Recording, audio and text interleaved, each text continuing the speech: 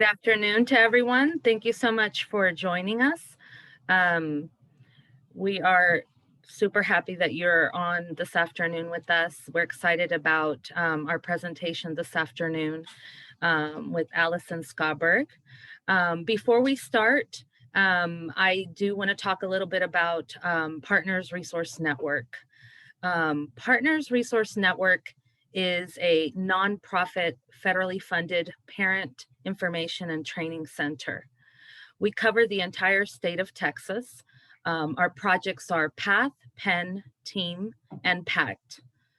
Our services are provided free to our families, and we provide information to parents of children with special needs from 0 to 26, and also youth self-advocates 14 to 26. All of our information is provided free. We provide training as well to families and also to youth self-advocates. I encourage everyone to visit our website at www.prntexas.org for more information on our trainings and also the free resources that we provide as well. This afternoon, we're so pleased to invite Allison Scoberg, and she needs no introduction. She is known across the whole state of Texas and also in the United States with providing information to families of children with special needs. She as well is a parent of a child with special needs, and so that knowledge that she brings to us this afternoon is so amazing, and we appreciate your time. So I'm going to pass this over to Allison.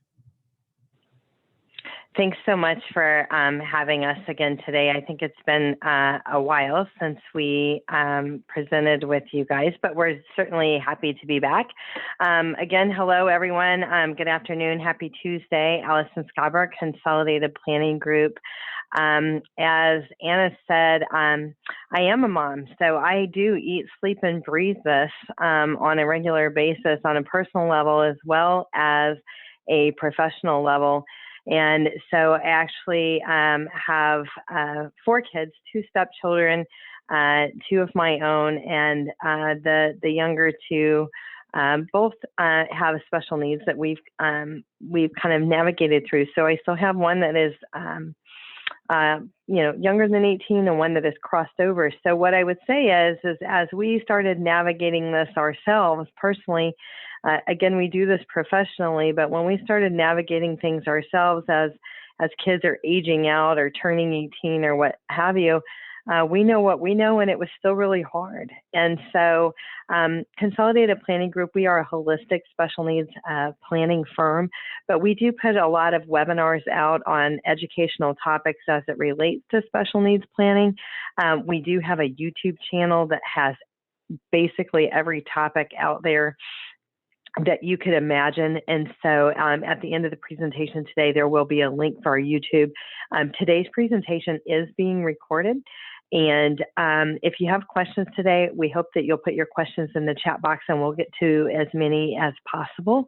And so if you have additional questions, I know that when we have a meeting like this, every family has unique situations to their for their loved one. And so should you need to reach out to us, again, our contact information will be at the end of the presentation. And further, you will be getting an email with the presentation recording and how to find our YouTube channel, Facebook, and what have you. So today we're going to kind of be talking on a variety of topics, but we're going to really start talking a little bit about the Medicaid waivers in the state of Texas. So we're going to talk about SSI eligibility and preserving those benefits, but we're going to start by talking about waivers today. So one of the things that I like to call them buzzwords, like things that we hear all the time. We hear the word transitioning, we hear special needs trust, and what about guardianship? And what about, one of the things that we hear is, what about interest list?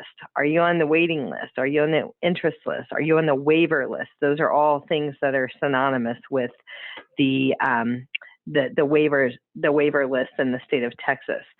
So for people that are just moving to Texas or are actually just hearing about these interest lists, The interest list are for these Medicaid waivers, and the whole point of these waivers is to waive off some of the costs associated with care and to provide care in the home and community-based setting as opposed to an institution. Okay, and so one of the things that we hear a lot are complaints. Complaints from Texans, basically saying, I've been on the interest list for 1 million years, not quite 1 million, but maybe 10, maybe 14, maybe 15. And where am I on the list? Am I ever going to get services?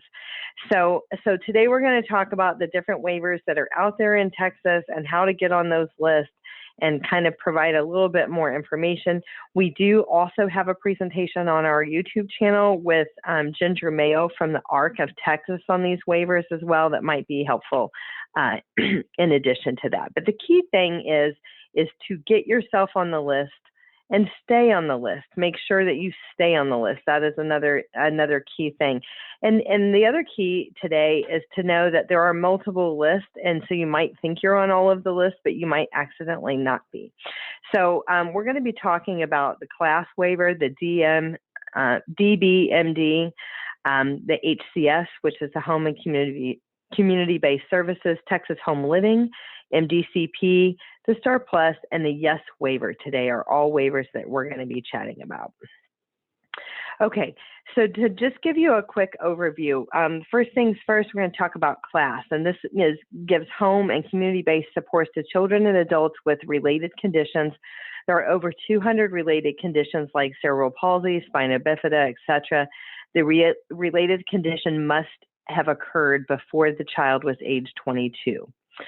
The deaf, blind, and multiple disabilities, and that is just that, deaf and blind with multiple disabilities. There's a specific waiver for that. So if you're deaf but not blind, or deaf and blind without any other disabilities, then you might not qualify for this waiver.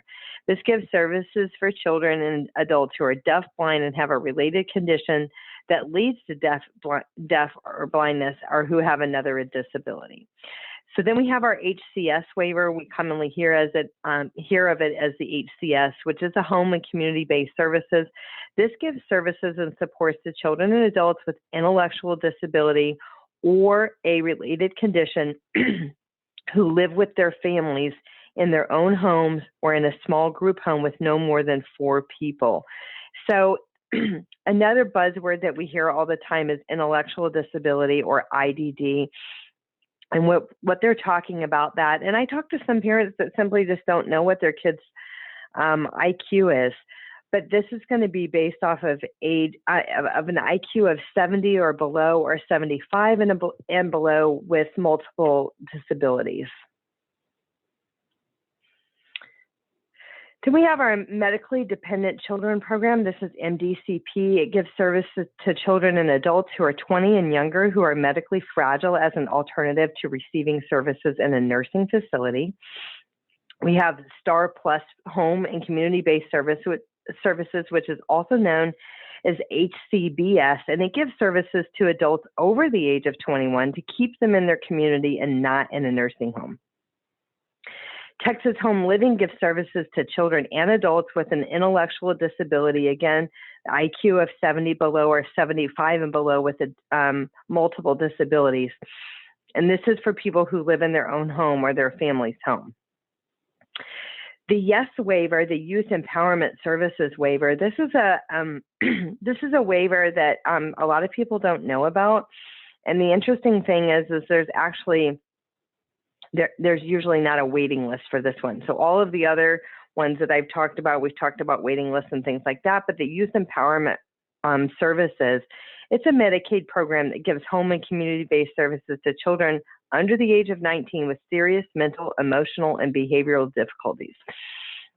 And what this one is a wraparound program designed for kids. Basically, I call it the alphabet soup of all of the initials: ADHD, ADD, ODD, DMDD, bipolar, BPD, all of these kind of initials that we hear. Kids that have anxiety and depression, kids that have been a threat to themselves or others, kids that have run away, they've been in trouble with the law, these are examples of kids that might be a good fit for the Yes waiver. Again, we do have a presentation completely on the Yes waiver on our YouTube channel, so you can check it out. But if you have a child that's struggling with some of these emotional issues, the Yes waiver might be a good program for you. And again, there's no waiting list for that at this time. So definitely check that out. And you can Google the Yes waiver and find out more information. In fact, you can Google any of these waivers and find out a little bit more information. A good website for that is Navigate Life Texas. That's just a good website in general for families with a loved one with a disability with special needs. So you might want to check that out. Okay, so let's talk about the general eligibility. So most waivers are for all ages. MDCP and Star Plus are the exceptions.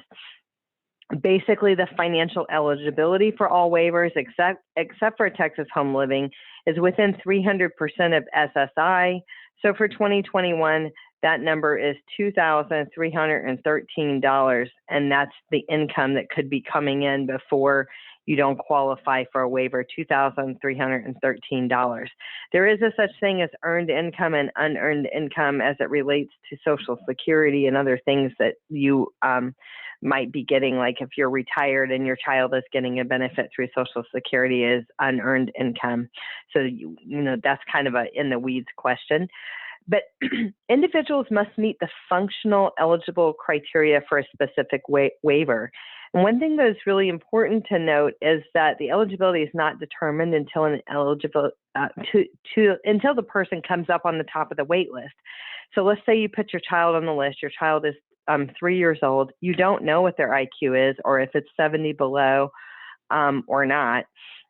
You don't have to prove eligibility until they come to the top of the wait list, not when you get them on. So it is wise. So even if you have a child, let's say, for instance, they have ADHD, maybe they don't have any other conditions going on, and you're hopeful that they're going to thrive and do well, but we don't really know. The jury's still out. They're 4 years old. 3 or 4 years old, go ahead and get them on the list, okay? Because what you don't want to do is find out when they're 17 years old that you should have put them on the list when they were 3, and now you've got that much longer of a waiting list to wait for additional services. Okay, yes, thank you, Aubrey, for putting the Navigate Life Texas link in the chat box. Everybody can see that now, so thank you for that. Okay, so there's 2 funding paths for waivers. There's the interest wait list, which is a first come, first served basis. It's statewide, and the wait can be as long as 14 years, which could be disputed. Some will say 17. I've heard 10. I've heard everywhere across the board, and the bottom line is it's long. That's what you need to know. I don't know that anybody has a perfect number of exactly how long the wait list is. And then there's promoting independence, which prevents are also diverts individuals from institutions. It addresses crisis and it helps individuals move from institutions and transition back into the community. So again, these home and community-based services are the things that we're talking about here. And we're trying to keep people in their homes or close to their communities or in a small group home, which kind of mimics a home as opposed to large institutions. And that's what it's waiving off. Okay, so the wait list. What is some people call it a LIDA, some people call it a LIDA. I don't know. I don't know what the right answer is on that, but it stands for the Local Intellectual Disability Authority. And so this is how and where you get on these wait lists, because that, you know, it would be too easy if there was just a website that you could go to and you could just put yourself on the wait list and there you have it. You can have a username and password and you just put yourself on the wait list. But right now, the way this is done in the state of Texas is it is all governed through your local intellectual disability authority. And those are all categorized by county, okay? So this website here, if somebody wants to grab that and put that in the chat box too for your own benefit, but this is where you can find out where your local intellectual disability authority is. And since we're having this meeting as kind of a Houston-based meeting, I know there's people probably from all over the state. But your local authority in Houston is the Harris Center, and a lot of people still refer to it as MHMRA, but it is the Harris Center. I'll show that in a minute, and all of your contact information. And then also in Fort Bend County, you're going to be Texana. But one of the things that I want you to see here is, so for HCS, Texas Home Living, Community First Choice, this is where you get on the list through your local authority. But for MDCP, class, and DBMD, there's a separate number. So I often hear people say all the time, well, we're on all of the interest lists, when in fact they're on the interest list for HCS, Texas Home Living, and Community First Choice, but they're not on the interest list for class or any of the other ones. So just pay special attention to that. Okay, so another thing before I kind of move on from that, this may be later in the slide, but I just wanted to say that it is important if you move to a different county, you need to update the county, you need to switch your local authority. Also, it is your responsibility to update your information. So if you move, you have a change of address, a change of cell phone number, a change of email, or any of those things, the local authority needs to be able to contact you. So if you don't let them know that you've moved or anything like that, they don't know that, and you do run the risk of being removed from the list. If they can't find you, they can't confirm that you still need to be on the list, and they could take you off. The local authority usually reaches out every 2 years, but if something has happened and you've had a change in circumstances or a change in life, do reach out to them. And if you haven't reached out to them in a long time, you might just want to reach out and find out where your child is on the list. Again, there's no perfect website that you could just log in. I laugh about that because it seems funny to me that like we haven't automated this. It's like as smart as we are with computers. But anyway, no, you need to call your local authority to find out where you stand on the list. Let's talk about a crisis diversion. If you or your loved one is in crisis, you can contact your local authority and tell them you would like to request an HCS crisis diversion waiver slot, okay? These are not given out freely, okay? These are real crises. This isn't, I'm about to lose my mind and I have a crisis. This is a real crisis. And everybody's real definition of real crisis is probably a little bit different. Maybe you have a loved one that is a threat to themselves or others. Maybe your home has become unsafe as a result of that. Maybe you or your loved one's father is ill and can no longer provide the care that you once provided for your loved one. Maybe a family member dies, mom or dad dies, and it leaves the remaining parent unable to handle all of those things because the remaining parent needs to work.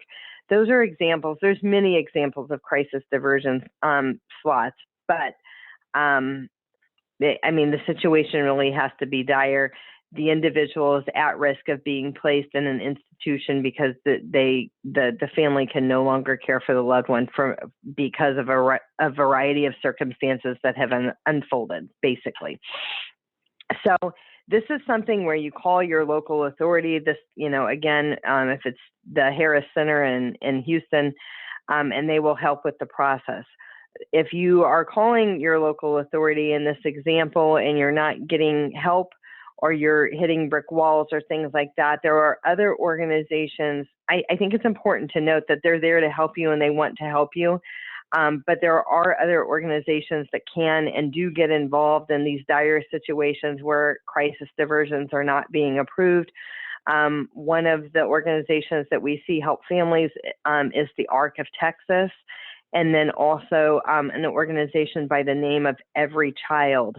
And I would say your first path is reaching out to your local authority to let them work with you. They have some really great people down there that are fabulous, that are trained in all of these types of things. But just know that that is a possibility. So, and then we have the PASRR, diversion and transition from nursing facilities and or specialized services. So just check those out. Okay, so we talked about some of the agencies that serve Houston, and again, you guys are going to get a recording of this. We're going to put this out there so you guys can have this, or you can take screenshots of this. This is Houston. We've got Health and Human Services, their local office, the HHS office. We have the Aging and Disability Resource Center, the ADRC's office, the Area on Aging, and then we have the local Intellectual and Disability Authority, which is here. This is also where you guys have heard maybe about a DID, and where they do an assessment and a kind of a level of need for care for your loved one. Again, that's going to happen in your local authority. And again, Harris County is the Harris Center, also referred to as MHMRA. And then the local Mental Health and Behavioral Health Authority, also the Harris Center, okay? So the next thing that we've got up on the screen is Fort Bend County, who their offices are, who they serve. So Fort Bend County, their local Intellectual Disability Authority is going to be the Texana Center, which you see those numbers up on the screen. And so again, if you're wanting to know where you are on the list or get yourself on the list, you're going to be starting by calling that local authority. And then here are some agencies that serve Pearland and Friendswood, if we have anybody that is on here from that area. So, and again, we can't put them all on here, but there is a website where you can look up your particular area and what that is for you. So one of the things that we talk about on a pretty regular basis, as I said, Consolidated Planning Group is a special needs planning firm, is where do we get started? How do we get started? So we've been talking about the waivers, but how do we get started with special needs planning? What do you need to know about this? What's the difference between a special needs planner and an attorney? So we hear all these buzzwords: special needs trust, guardianship, special needs planner. Aren't they all the same?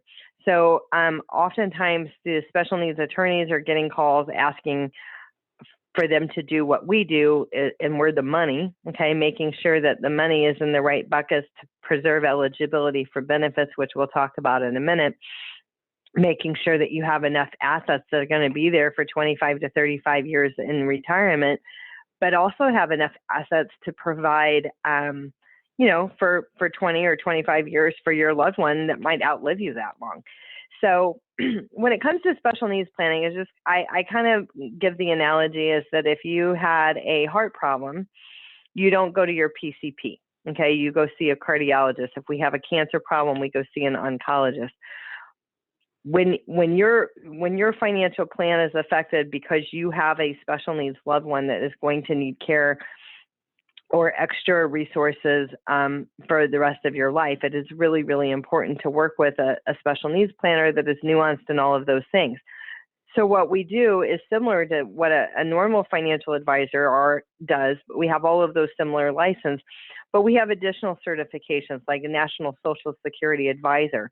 We really help people formulate plans, but we really talk to them about the things that matter as it relates to when and how to apply for SSI and how not to lose it, and what happens when I actually retire and my child moves to Social Security or Ssdi. So we're just really nuanced in all of that, and those are some of the differences. So I like to say, as far as the attorney is concerned, the special needs planning attorney, they're the paper. They're who you need to work with on the guardianship, partial guardianship, power of attorney, healthcare power of attorney, special needs trust, and we're the paper.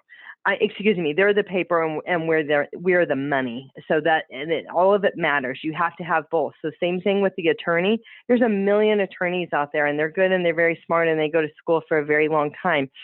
But it doesn't mean that they're nuanced in special needs. And you have to be careful with that, because there are some things that have to be in a special needs trust. There are a lot of little loopholes and little things that you need to be aware of when it comes to a special needs trust for it to qualify in the eyes of Social Security as a qualified special needs trust. And so that's why you don't want to work with a generalist when it comes to an attorney. You definitely want to work with a specialist there. And we're happy to provide referrals on that. We have a number of attorneys that we work with that are very good. You know, we know that what they charge, their price sheets. Most of them have a special needs family member themselves and have kind of guided themselves through their own transition. So we're happy to provide those referrals. But when it comes to planning, we want you to gather all the necessary planning documents. What does that look like? These are statements. This is information on what you have through work, group benefits, life insurance, disability, long-term care, any policies that you've purchased outside of these, outside of your employer. These are stocks, bonds, mutual funds, investment statements, savings statements, anything that you plan to use for your retirement and or to fund the trust in the future is a part of the necessary planning documents. Also, you want to include getting your Social Security statements, which nowadays you go to ssa.gov to download your Social Security statements. They don't really mail them to you anymore unless you're over age 60, but you can download your PDF of your Social Security statement. And you might wonder, like, why does this matter in the special needs planning arena? And it does, because your child will be basically entitled to 50% of your Social Security if they're a disabled adult child under your record, which we'll talk more about. So you're going to want to download both of those, both Social Securities for mom and dad. We want you to develop a letter of intent. If you already don't have a letter of intent, we want you to have it on your radar to start thinking about developing one. We like to call this the family love letter. This is basically, you have spent your whole life with your loved one. You eat, sleep, and breathe them. You know everything backwards and forwards with your eyes closed. You forgot more than anybody will ever know as it relates to the care of your loved one. But what if you can't talk? What if you have passed away? What if somebody else is picking up where you left off? Does everybody know? Because what we find out is that a lot of people don't know, and sometimes even spouses in the same household, because one spouse works outside the home, one spouse works inside the home. Sometimes spouses under the same roof don't know. So this letter of intent is really going to help you put down on paper what makes your child tick, what makes them melt down, what their medicines are, what their diagnoses are, who their doctors are, what your intentions are, what does a normal day look like for your loved one, those types of things. So if something does happen to you or you become incapacitated where you can't be the caregiver anymore, then this person will be able to pick up this document and really do a much better job than what they would be able to without it. We do have a template for the letter of intent. You can email us and we'll be happy to send that to you. But it's a lengthy process. I think our letter of intent template is probably 20 pages. It's pretty long, but just put it on your radar. You can create one yourself. Do it on a word processor on your computer to where you can come back to it and you can update it I usually say twice a year is a good time to think about updating your letter of intent. But if you have a child with more complex medical needs, then you might want to update it a little bit more frequently. But think about how what is your vision? How do you hope things that will go for your special needs child, but also how do you hope things will look for your retirement? And I think sometimes as parents, we're so guilty, for lack of a better word, of thinking about everybody else and how the future of our children's lives are going to look, that we don't think about, oh, wait, I might have worked 25 or 35 years. I deserve some respite. I might want to travel some in my retirement, or there's things in retirement that are important for me. And so I think that there has to be a balance. I mean, we go through this process of life and we're always working and saving and squirreling away. But there also comes a time where you have to have some balance in your life. And it doesn't mean that you love your loved one less. It just means that you can be a better parent and a better mom or dad that has some balance and has some enjoyment as it relates to retirement, not just straight up caregiving. Okay, so one of the things we talk about all the time is, how will my child's care be funded? How do we look at this? And so it is important that we preserve eligibility for state and federally funded programs. One of the places that we can have money that is not counted against us from a Social Security perspective, SSI perspective, is a special needs trust. So we'll talk more about that. And then, of course, current life insurance and assets provide funding for special needs trust. And then there's an ABLE account. So SSI and Social Security is the first thing. So SSI is basically $794 a month in Medicaid, and it's based off of the parent's assets until the child turns 18. So you may have a child that is under 18 and that's clearly disabled, but you applied for SSI and Medicaid and you were denied, because basically as a married couple, you had more than $3,000 to your name, more than one car, and maybe more than one house. Any of those things would knock a person out from eligibility. So if you have a minor child, the eligibility, if you're married, is $3,000 to your name, no more than $3,000 to your name. You can have one house and one car. If you're single, it's $2,000 to your name, one house and one car. Okay, so this is when the child is under 18. Once the child turns 18, even if you've been denied before, then you should go back to the Social Security Administration and you should apply for your 18-year-old again, given their disability.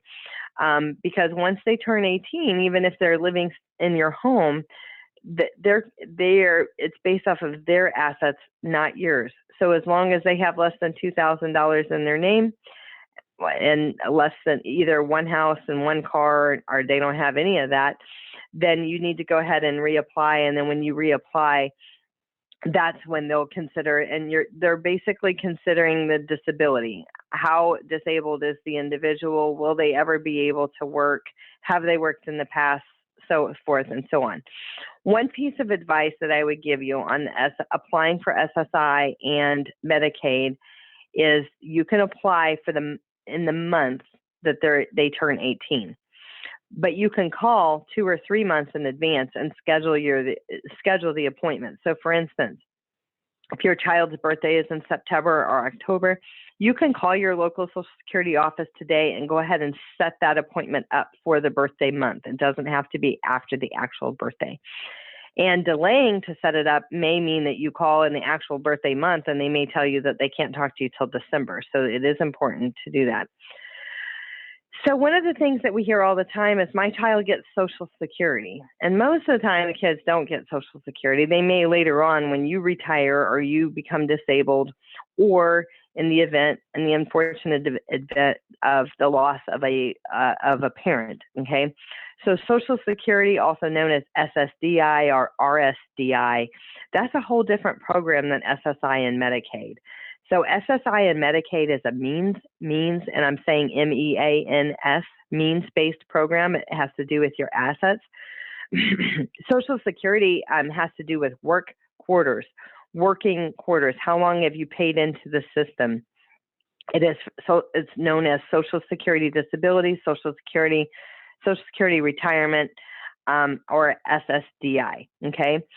So what happens is later in life, when you retire, you become disabled. If you have a disabled adult child that's disability began prior to age 22, when you as a parent, mom or dad, becomes disabled or retired, then they'll be entitled to 50% of your Social Security benefit. So basically, they'll switch over from SSI to Social Security. So in that example, let's take a parent that's 67, they retire, and they have a $3,000 benefit through Social Security. They also have a disabled adult child whose disability started prior to age 22.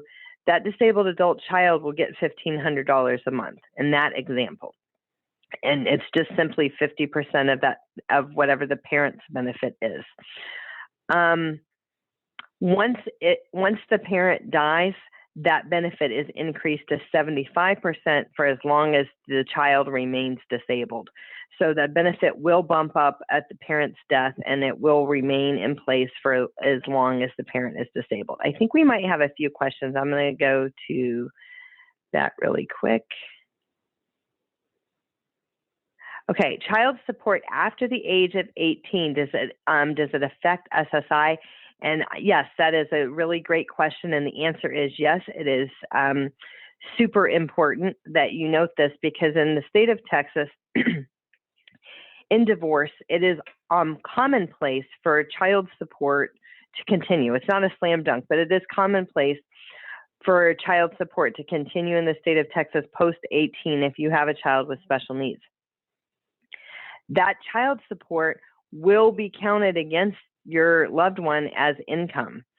So in order for it not to be counted as income, it will need to be redirected to a first-party special needs trust. There's a couple different types of trust. There's a first-party special needs trust, and there's a third-party special needs trust. First-party special needs trust is for the child's income, and child support is one of it. The first-party special needs trust does have a Medicaid payback. So basically, upon the death of the child, if there's money in the first-party special needs trust remaining, that money will go back. So you can Google, if you're looking like Medicaid payback for Social Security. It's a complicated calculation, but definitely for sure the child support does need to be redirected to a first-party special needs trust. You will need to work with an attorney on that, and you will need it. You'll need a court order basically, because it will take it out of the Texas child support system. So definitely get working on that if you have a child that is turning 18 sometime soon. You want to work on that. And the cheapest and most ideal way, which doesn't always work that way for everybody, is if you can work with the other parent that's paying the child support and come up with an agreement to with yourselves, then you guys can kind of avoid some drama in the courts as it relates to like one parent, trying to not, want it to be directed to a trust, because basically it's only going to help the child. So I don't, there's no reason for it not to happen unless somebody just wants to be difficult, which I've definitely seen. So an ABLE account is another place. So basically a first party, third party special needs trust is a place that you can have more money than $2,000 that won't be used against you for SSI. And an ABLE account is another place that you can have more money in an account. An ABLE account is it's under the tax code of 529A, and it allows you to put up to $15,000 a year into an ABLE account, which it's the whole point of the account is achieving a better life for an individual with a disability. So if an expenditure from the ABLE account can be construed as achieving a better life for an individual with disabilities, then it is an allowable expense. There is a Medicaid payback on the ABLE account as well. But basically in a 529C for college, you can pay for college, you can pay for education and a percentage of private school and stuff like that. But in an ABLE account, you can basically pay for anything you would have paid for school, higher education, private school, tutoring, all kinds of other things. But there's a long list of other things that you can pay for out of an ABLE account that you can't from a 529C. So the last thing on this list is life insurance and other assets. It is true that you can be independently wealthy and have millions of dollars. We certainly have clients that do, and simply they fund their trust for their special needs kids. But many families need the money that they've saved. So they save money for 25 to 35 years in their working years, and they're going to need that money, the reason they saved it, for their own retirement, which could be 25 to 35 years. So what a lot of people do when it comes to funding future care for their special needs loved one is that is funded through life insurance and other assets. Whereas basically there's a life insurance on mom and dad, and the beneficiary is the special needs trust for the benefit of said child. Okay, so that's basically how that happens. There's a lot of different ways to fund future care, but I think one of the key things is it's not just funding when you have to live 25 to 35 years in retirement yourself. I have a question here that says, if the adult is already receiving HCS and receives SSI, not in full, but if his parents are retiring, can he lose the benefits of the HCS due to the increase in money from Social Security? That is a question that comes up basically all of the time. And the answer is yes, but it's basically a mistake. So you need to work with your your HCS, your caseworker, and just make sure that it is done correctly. So SSI and Ssdi are the retirement benefit. The Ssdi is going to be an unearned income. So it's a matter of a switch that the HCS person, your caseworker, can work on. They're aware of a glitch, but you should not be losing, and you should do everything in your power to make sure that you're not losing that HCS waiver. So that is definitely important. It is a factor, but some of the reasons that it's happening is simply just a glitch and a person switching a switch on something that didn't get switched. So that is basically the issue with that. Okay, so we've talked, about a lot of things. You got SSI and Medicaid, you got Ssdi and Medicare. Medicare comes after 2 years with the Ssdi. There's a lot of things that should be on your planning radar. One of the things that we do, and we do very well, is we develop a comprehensive special needs care plan.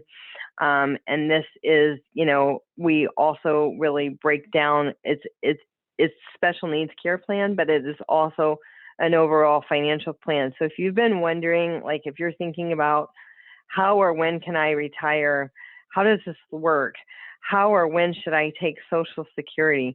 We do, we take a deep dive, and we have a really special software that is special just for families that have a special needs child that would be a disabled adult child under their record, which basically puts all of the numbers in, and it spits out exactly how and when would be the best time to draw your Social Security. So I think that those analyses are important when you're kind of, when you're at this brink and we're looking at the beginning of the rest of your life as it relates to retirement. Those things are really, really important. And the comprehensive plans, those are going to really spell out dollars and cents. Do I have enough money to fund retirement and my special needs child? If not, how and when can I retire? What does that look like? Do I need to work 2 more years? Am I golden and I thought I was going to work 5 more years and I actually could walk away now? And, are you thinking about buying a vacation property? All of the comprehensive planning will answer a lot of those questions. So as far as these X's that are on the screen, we really have presentations on every single one of these topics, and they're all out there on our YouTube channel. And we've really talked about them a lot. So the things that are, important to you and kind of where you are in your planning journey, or where you are as far as transitioning with your kids, you can check that out on our YouTube channel and kind of really just view the presentations that are going to be important to you. And for that, there is our contact information. And let me just kind of go to the Q&A again. Okay. Okay, if your child starts receiving 50% of your Social Security after you retire, will he lose it if I choose to work while retaining my Social Security, i.e. to age 70? So your loved one doesn't get your percentage of Social Security benefit until you actually turn benefits on. So if you don't have benefits on, then your loved one is not going to be getting the 50% of your Social Security benefit. And it would be bad for me not to mention here, because we get this question a lot.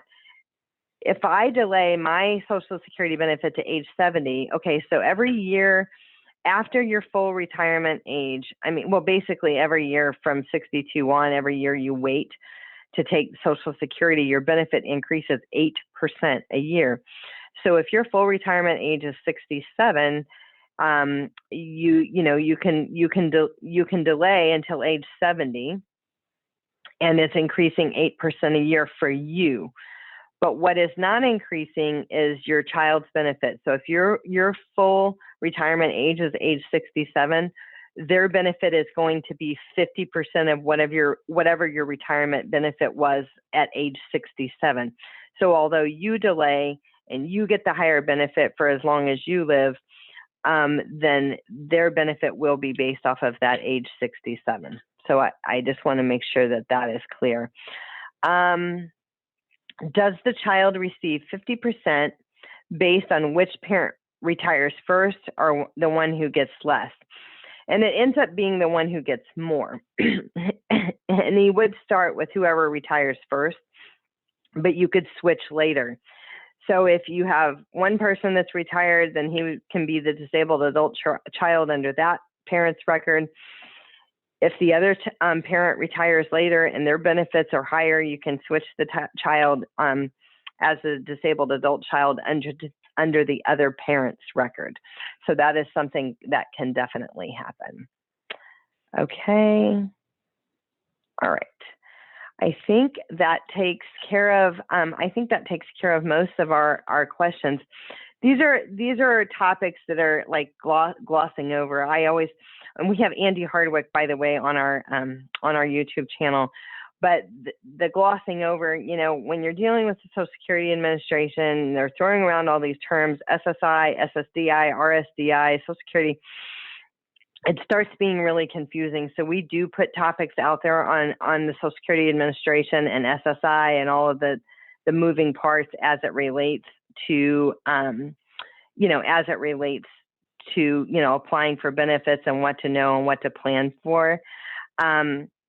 And so when we're really, going deep and wide with the Social Security analysis, we're able to calculate all of these things and all of these factors, and it's just based off of your statements. So again, if you haven't created an ssa.gov account and downloaded your statement, you can download it in a PDF. I do recommend that you do that sooner versus later, because most of the time Social Security is a component. I'm not saying it's the be all end all. I'm not saying SSI is, somebody's going to get rich off of SSI at $794 a month, because you're quite frankly not. But every little bit helps along the journey. And so if we're getting, $1,500 from SSDI or RSDI for your child, then that's certainly a lot more than nothing. So if you're paying for housing or you're paying for other things, then that's going to offset some of those costs for sure. And you'd be surprised how many people don't apply, or because they don't know, or they feel overwhelmed by all of this information.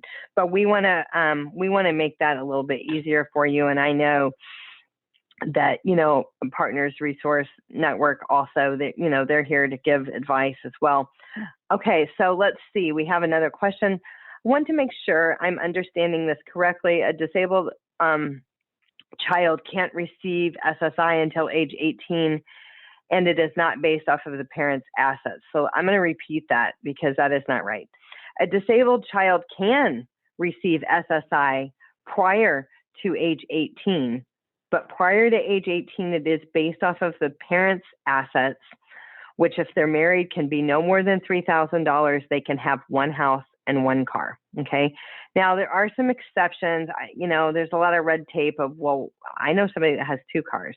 Well, if the car is over 10 years old and there's money owed on it, and et cetera, there's this and if the sun is north and whatever, this guy is west, basically there is a way, but it's not pretty. And basically what you should know is one house, one car, and assets under $3,000. If the child is disabled, then they could be receiving SSI.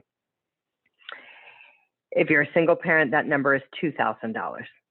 At age 18, it is no longer based off of the parent's assets. Even if the child still lives with you, it's based off of their assets, not yours. So it's important for you to know that the child shouldn't have more than $2,000 in their name. In that example, again, they can have one house and one car, but no more than $2,000 in their name, or they won't qualify when they're 18 either. So one thing I like to note here is sometimes grandma and grandpas like to put money in funds for kids, and sometimes they have, and maybe this is kids that are older, they're 20, 25, but grandma and grandpas like to purchase savings bonds.